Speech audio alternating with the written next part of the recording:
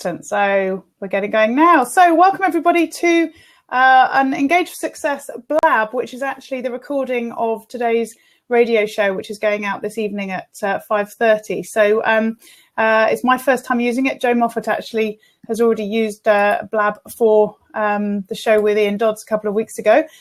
So she's already done it, so I thought I'd better had. So I'm going to give it a go with Julie today. So just to let you know then, I'm Jo Dodds. I'm the host for today. I'm a social engagement consultant working with the Engage for Success movement, leading on digital and social media.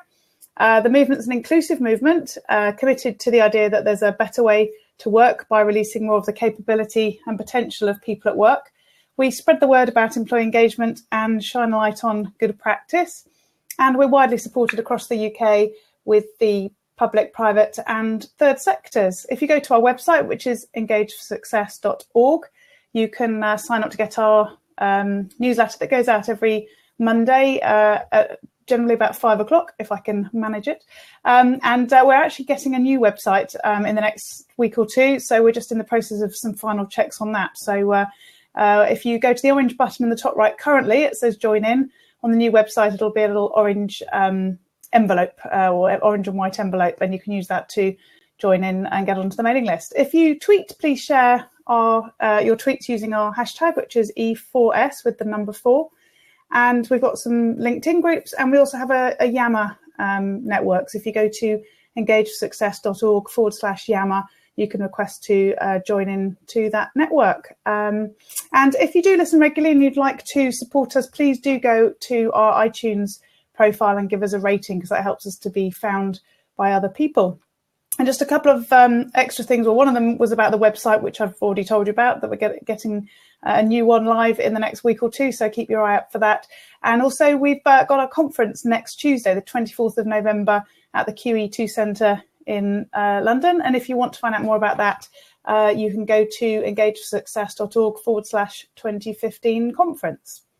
So today I'm interviewing Julie Dodd, who was recommended to us by one of our social engagement thought and action group members. And Julie's a digital transformation consultant specialising in the non-profit sector, and also author of The New Reality, a research study report about how digital technology will deliver the next step change in social impact. So welcome, Julie. Thanks for joining us on Blab. Thanks very much, Jo. It's exciting, isn't it? Have you used Blab before? No, I always love to discover a new digital tool. So yeah, this is the first for me. Yes, excellent. So there are people that may join in the conversation by using the comments on the right-hand side. So if we do get any specific questions or thoughts, then we can pick those up as we go along. I've locked it, so it's only us two. Nobody else will sort of join in. And we're aiming to be finished by 1:30. And then, as I said, it'll be uploaded to all our various places for the show later on today. Anyway, so great to have you with us. And perhaps just start by telling us a bit more about you and what you do. Sure. So I work almost exclusively with the non-profit sector, third sector, charities, whatever you like to call them.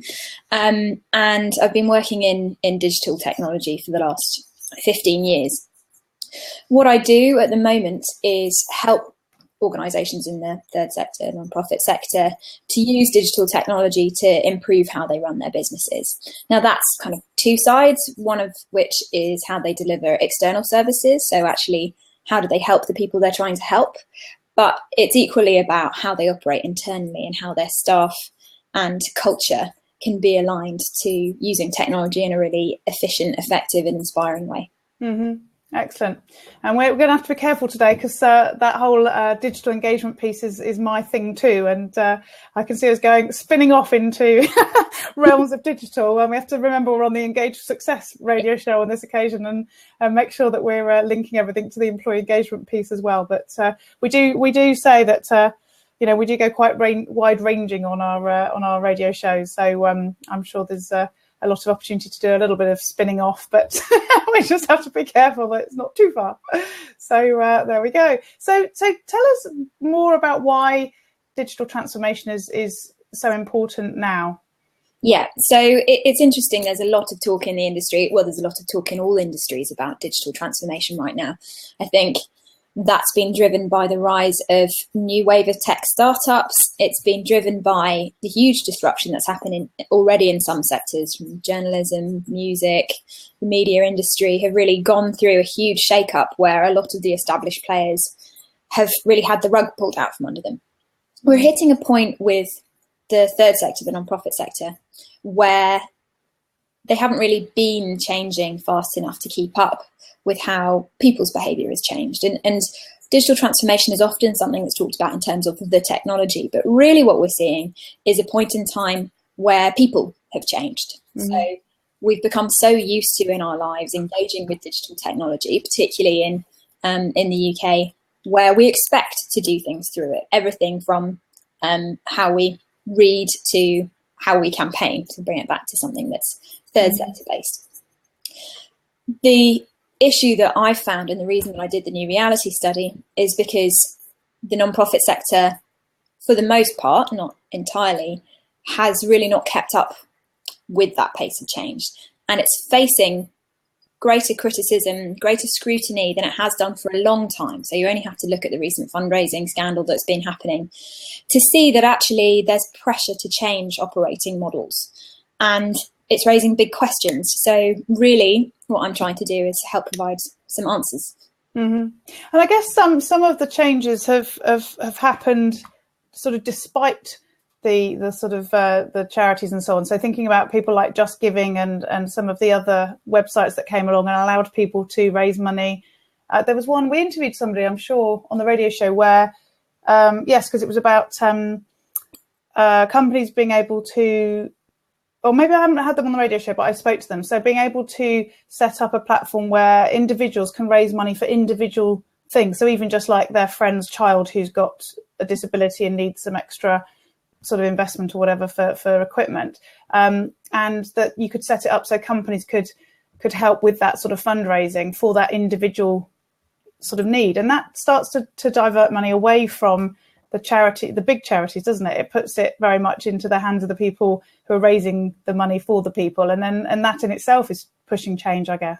Yeah, so you've actually just hit on one of the biggest disruptions that's already happened in the sector around crowdfunding. So what's interesting, crowdfunding platforms like Kickstarter, like Indiegogo, like CrowdRaise, all of which have slightly different business models, but fundamentally they do exactly what you just said. They put an individual in a position wherein they can reach out to as big a community as they want to raise money around something that specifically means something to them. Mm-hmm. The established charity players are really absent in those spaces for the most part. Some have tried to create their own platforms. Some are starting to engage with some of those platforms to see how it works, but they're behind. And what you see is, so Indiegogo has a huge range of medical fundraisers, which are exactly what you said. So people raising money for specific healthcare, for cancer treatment, for drugs that they can't afford otherwise. And being incredibly successful in a lot of cases.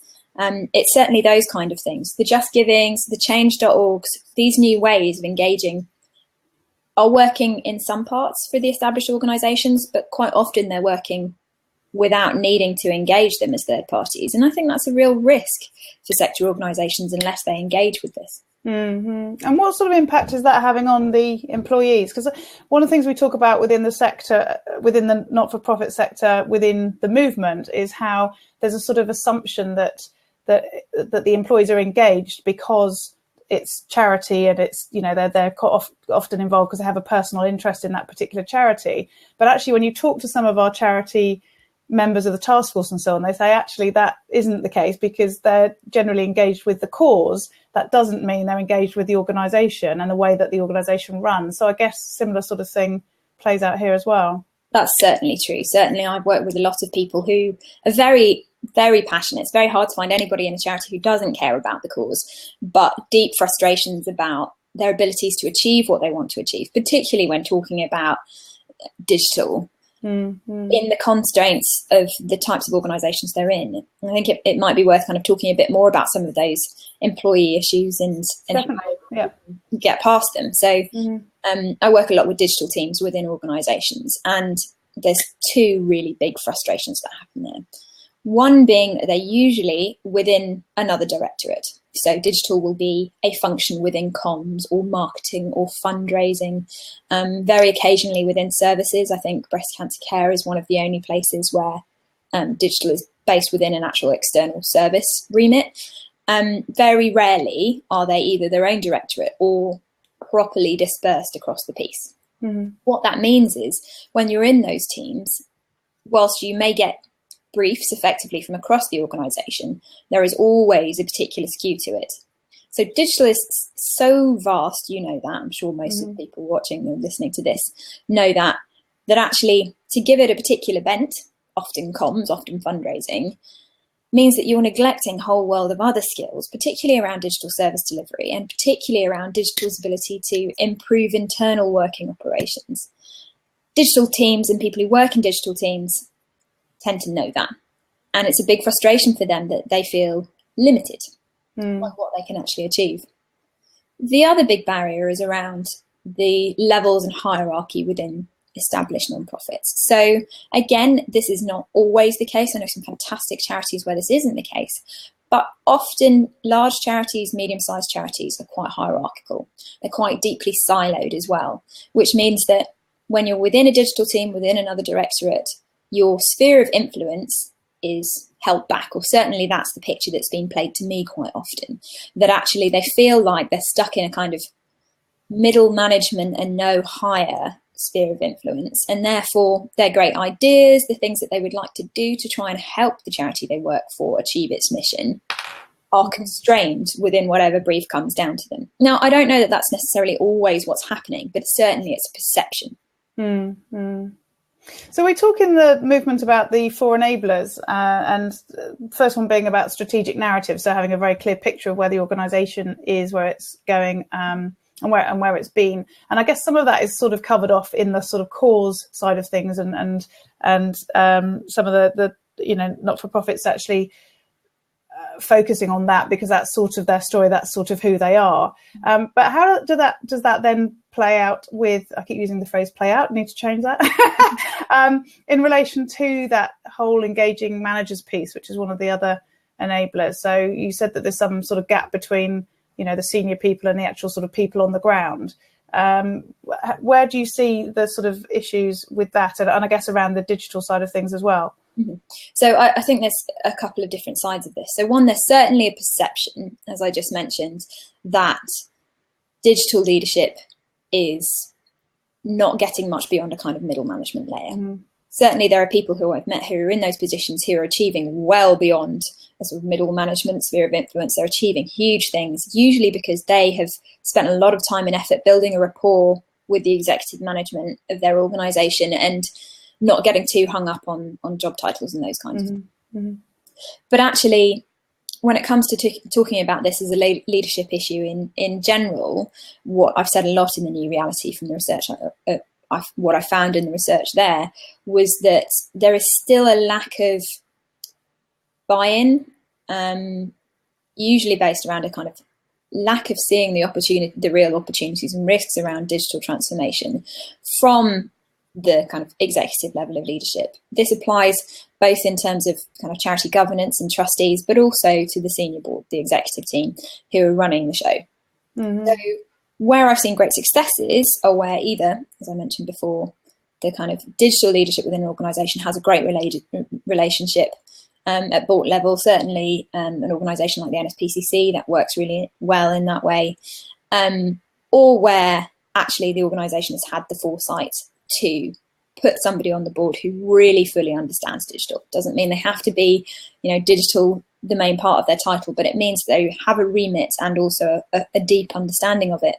And when you see those organisations, you start to see quite a significant cultural shift within the organisation. It's not just about team structures, it's about how comfortable and confident the organisation as a whole, filtering down through all of the employees, are around digital skills. And I think that's where we really need to get to, a place where digital is not the preserve of a separate team who have frustrations, who are maybe a bit defensive, but actually culturally digital is perceived as something that is everyone's responsibility, and that actually the opportunities it presents are really exciting and transformative.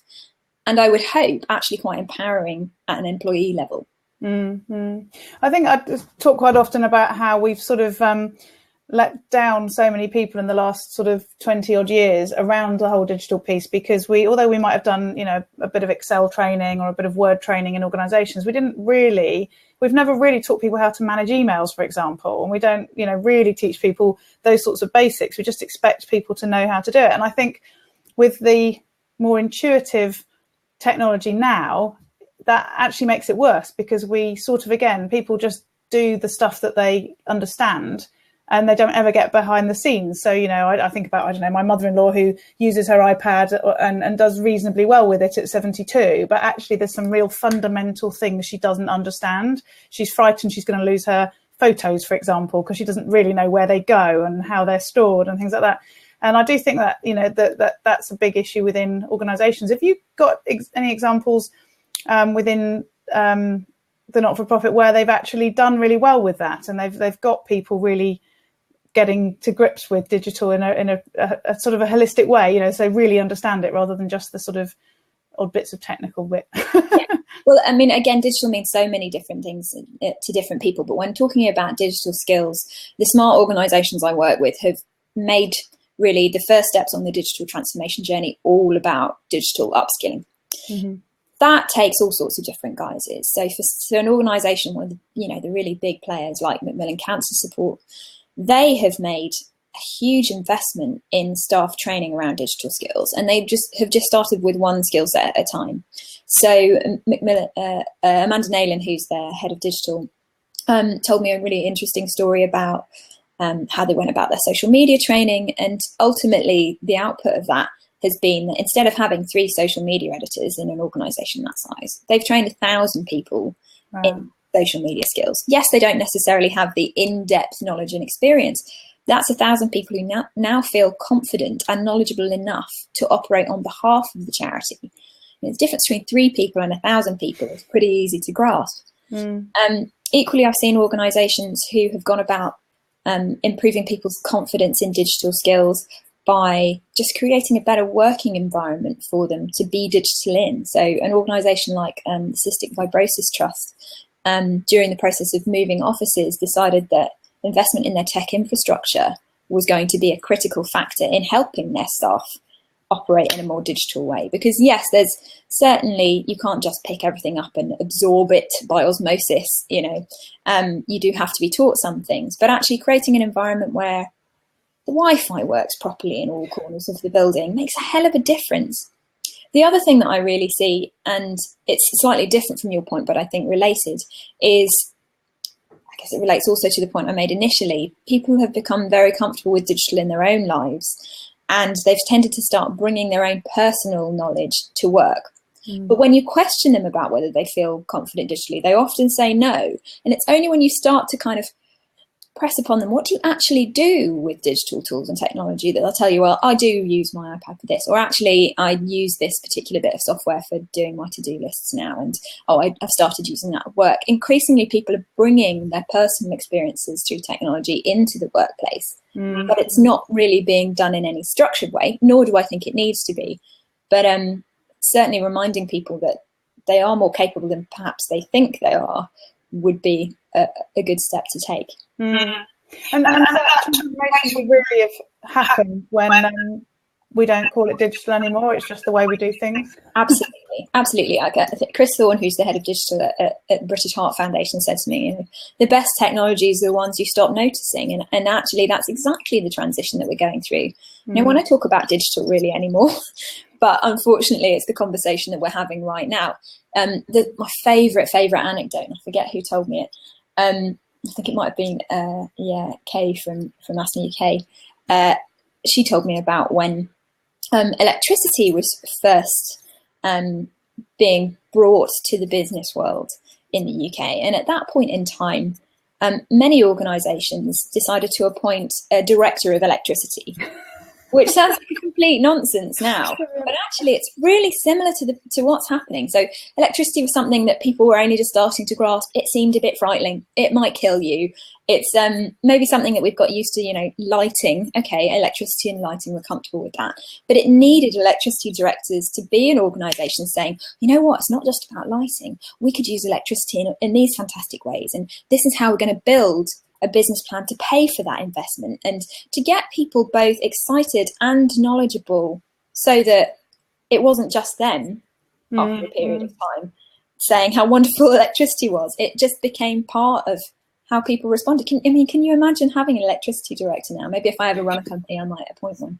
But this is exactly what we're going through. We need digital directors, digital transformation directors, for a short period of time. I think we're talking sort of 2-3 years for an organisation to need that role. And if they've been successful, they should be pretty redundant. They should be, they should have created a culture and an environment where everybody understands and is able to use that technology within their role as much as it's useful. It's not everybody has to use digital tools all the time for everything. That's ridiculous. We're not trying to replace, everyday life. It's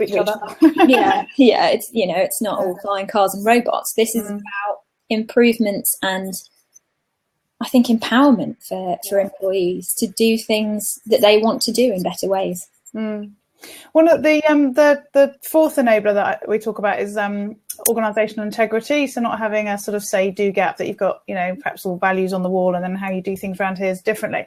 It strikes me that in this discussion about digital transformation, not just in the not-for-profit, but in all organisations, that the way that organisations are working with their customers digitally can be very different to how things are internally. And I guess in some cases you lead with that. I mean, I know the Make It Digital project that the BBC are running. I'm sure if you speak to them about their internal digital situation, they would say that it isn't where they want to be any more than it is for a lot of organisations. But it's not about saying what you do. It's about pushing the boundaries all the time. So how does that work? Have you got some examples where you've got really good digital stuff externally, and people, you don't have to give names, obviously, people struggling to then make those changes internally, or it's not consistent? Yeah, so certainly investment in infrastructure is never a conversation that sounds particularly thrilling, whereas investment in services to help people, that sounds really like something that we can all get behind.